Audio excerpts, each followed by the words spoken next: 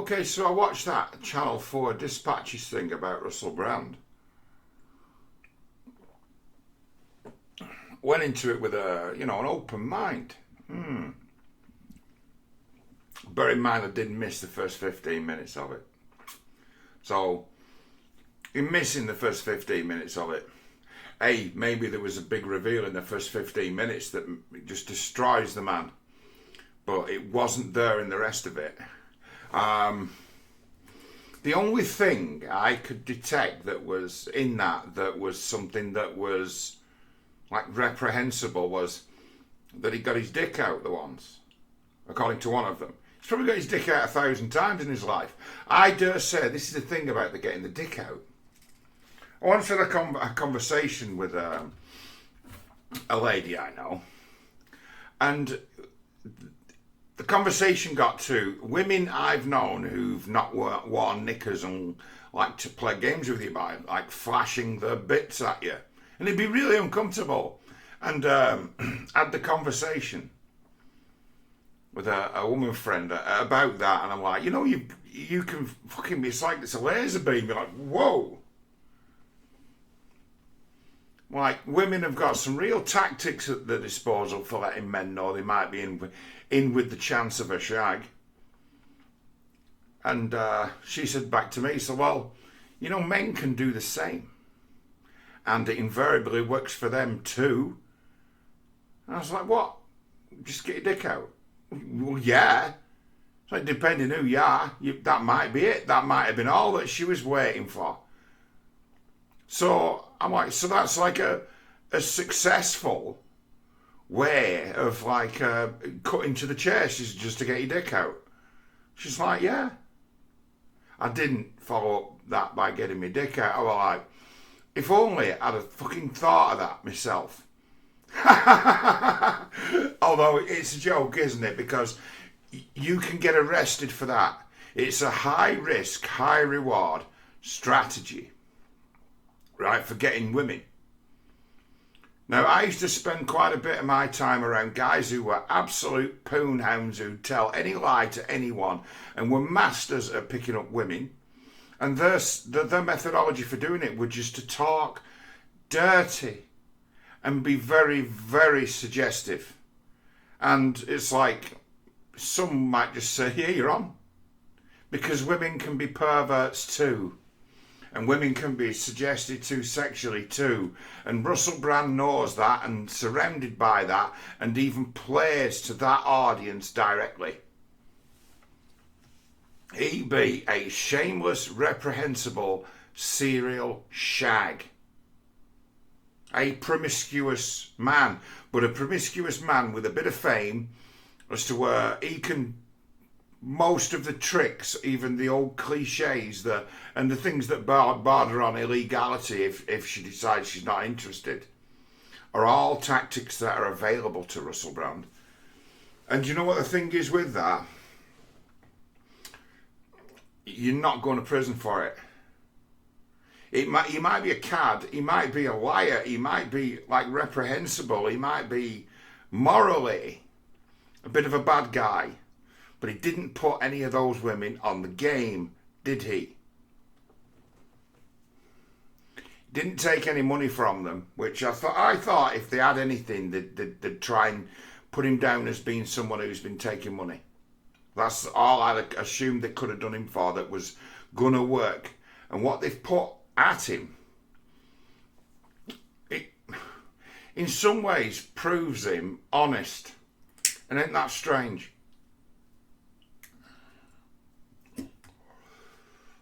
I mean, he's like the dirty joke meister. That's how he got famous. He's like Frank Skinner. You don't hear of Frank Skinner anymore, but Frank Skinner used to tell the most rudest dirty jokes you'll ever hear uttered by someone on television.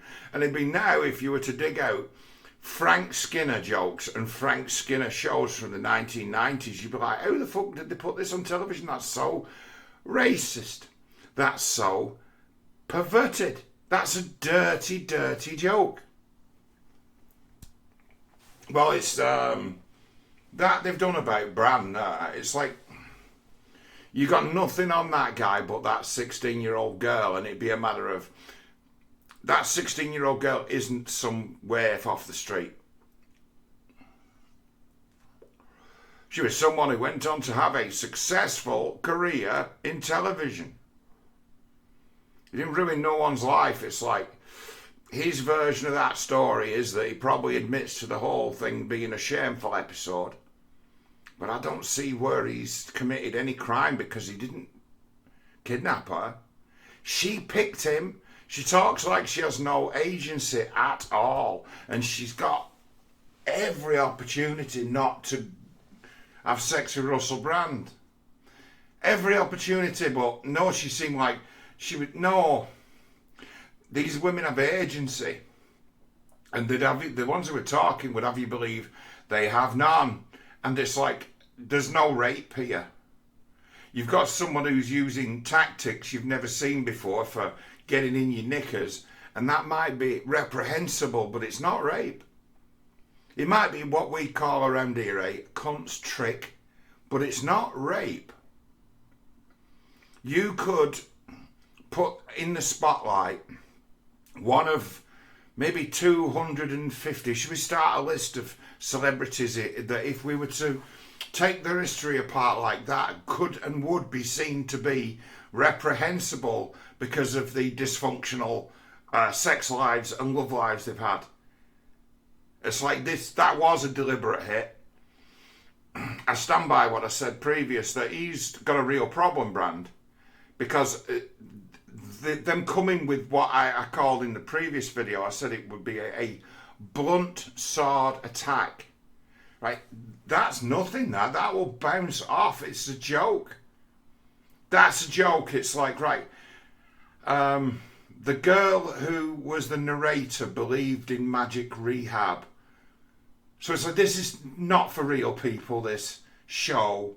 And then they've got people on repeating hearsay, repeating rumours. I'm like, if you've got someone on repeating rumours, you've got nothing. It's like, this guy admits to being a shameful cad, a serial shag. He admits to it. He's sorry. Openly talks about it. I don't think you can put him down on the card as to be sex pest, yes. But some sex pests get away with it their entire lives. Why? Because they're attractive and they're funny. Now, if you're going to make that something as to where criminal this, criminal, it's like, you can't, no, there's no way that there can never be justice. I look at things like, I looked at that like that, I'm like, you know, if they've got the goods on Brand here, I'll be like, but they haven't. So the only thing I can see wrong is that with one woman, he got his dick out and said, do you want to suck my dick? Now, Brand has been with a lot of women, and they've all willingly taken part, and a few have turned up, got together, and they seem to me like, as mentioned, a few farmers' daughters, a few friends and relatives and cousins of the well-to-do have decided to be all, let's say, the thing is with them, it's like that there's no impact on these victims as far as I'm concerned. It's like he's abused his power, but they were adults. It's like they had agency, and they were to believe they had none. It's like he's a guy who throws it around. If women who throw it around, right, and are attractive and mouth off, dirty, tend to get men. Honestly, they do. They tend to get men, and they tend to get lots of men. And, you know, strangely, attractive men who are very suggestible and well known and attractive, they get women too. And it's like, offered the chance, people will go for it. So his chat up technique has to be something like, are you in or out? And that'd be enough.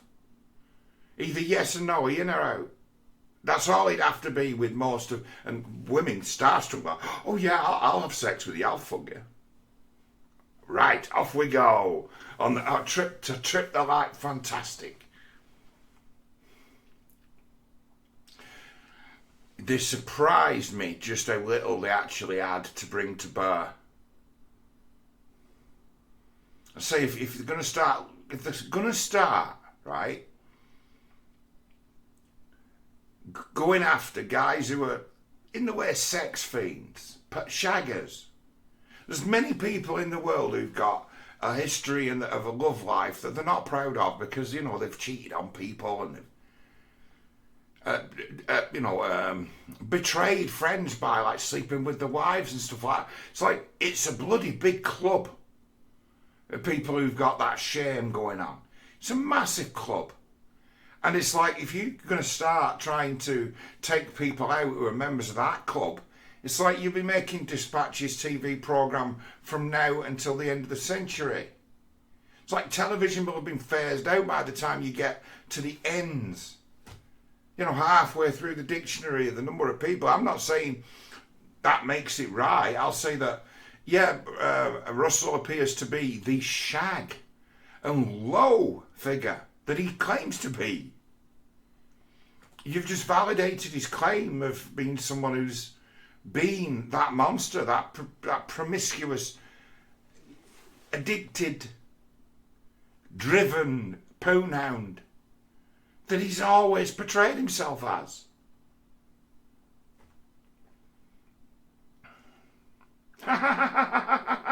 You made his case for him. It's like you make the case for his redemption. Because he's like, well, I'm not like that now, and I've fully owned up to what I was like, and I've changed my outlook. I've shown where I went wrong. I know where I went wrong, and you know, all these people have upset. I get it. I'm sorry. Don't see that he's a rapist or a sexual abuser or assault guy. It's like things can get out of hand sometimes.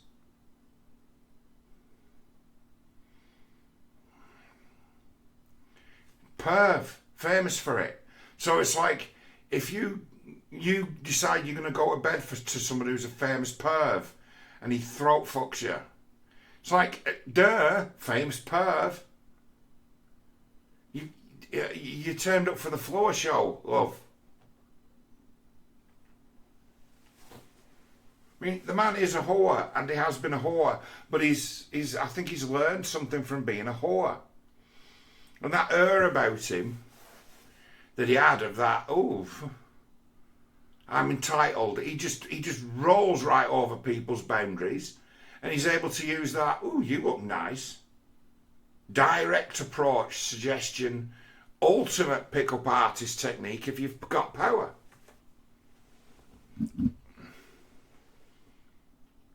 Didn't put any of those women on the game, did he?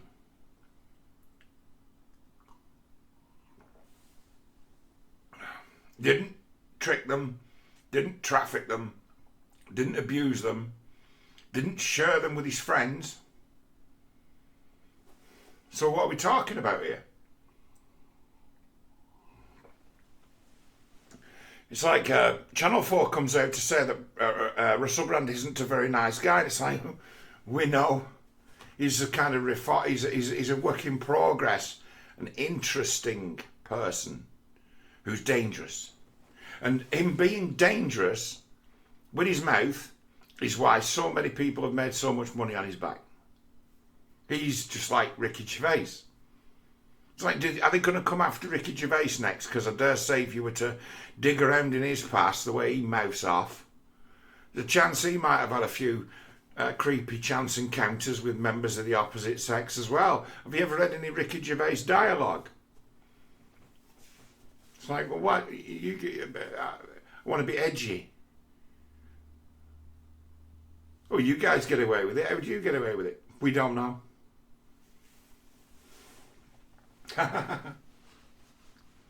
But to my mind, that's all they've really got on him. So why? Someone's ordered that. I remain. Yeah, I think he's got a big problem. Why? Because someone's ordered that. It was thrown together and the person who threw it together believed in magic rehab. That's not serious. That's not serious journalism. That's not a serious production. They didn't have any material. They had access to all the clips they could use that were part of the Channel 4 archive, which belonged to them. So, in some regards, it was a Russell Brand clip show. And parts of it were funny. Well, they're saying, what a shocking thing to say, I was chuckling, because he just uses the same dirty joke over and over again. And it's always funny. It was his act all along. Oh no. Turns out he was really like that. And it's like, usually you'd give someone credit for being honest, wouldn't you? To accept that they're an imperfect creature in this culture. But they've so suddenly become so afraid of him that someone's ordered that attack, and they've said about this, go and find all the victims. And it's like, well, how many women has he likely been with? 500? Seems like most of them are not coming forward because they were like, thanks for that. Yeah, anytime.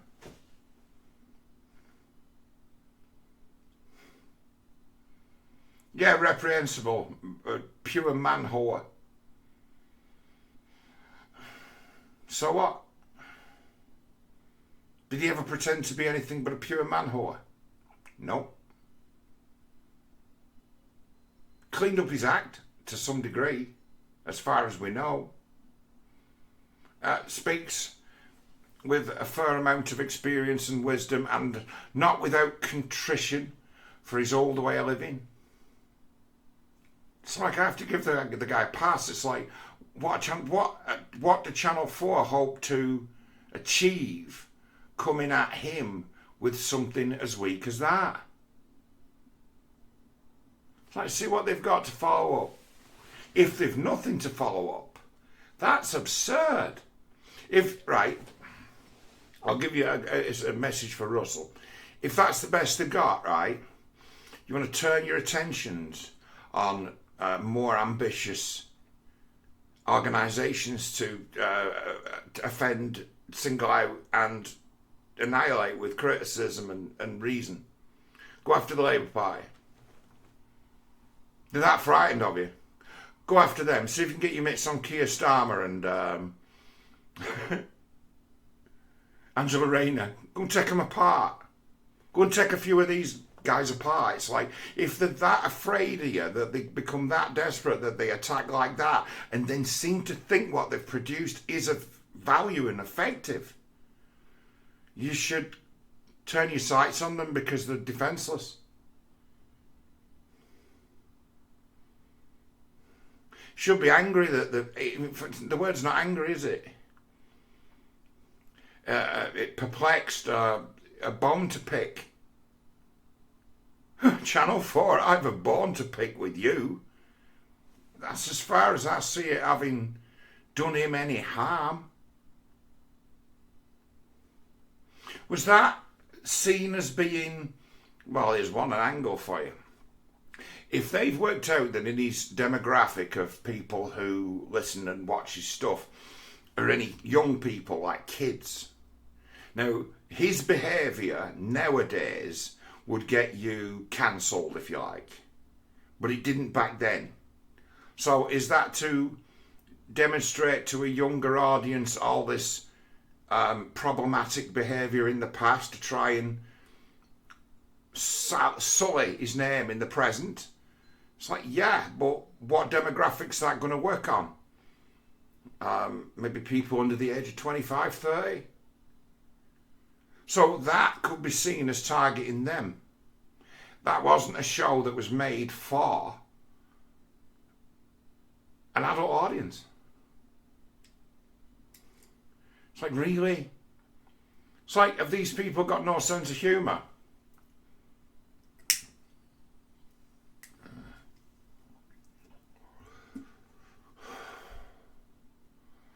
they didn't play any of that sax stuff, because that was, I mean, go and find it on the internet and go and listen to that, because that was the funniest thing that's ever been on BBC Radio. Suddenly, thousands of complaints, right? You know, there isn't that many people listen to Radio 2.